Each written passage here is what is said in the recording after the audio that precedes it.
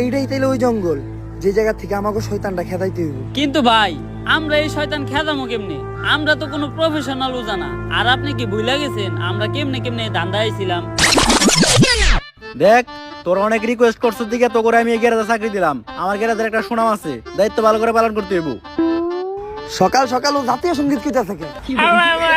আরে বয়রা, হ্যাঁ জাতীয় সঙ্গীত গায় না, হ্যাঁ আমাকে হের গ্যারেজের দায়িত্ব বুঝে দিতেছে। কিন্তু এত রাইতে গ্যারেজ খোলা রাখে কোন হালায়? তুই কাস্টমারদের সাথে সুন্দরভাবে কথা কয়ে ডিল করবি, একটা কাস্টমার যাতে ঘুরে না যায়। আর তুই পুরা গ্যারেজ দেখাশোনা করবি, কোনো চুরি চামার যাতে না হয়।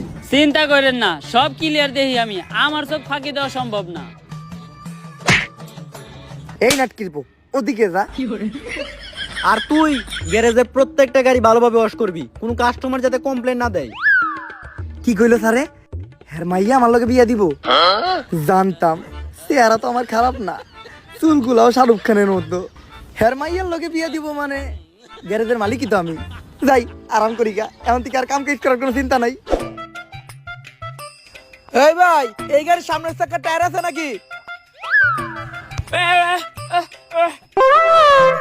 আরে এই গাড়ির সামনের চাকা টায়ার আছে? হালাই কি লার কয় রে? আরে টায়ার আছে নাকি সামনের চাকার? দূর বাবা, কি কয় না কয় কিছুই বুঝি না। এই দোকানদার কামি করাবো না।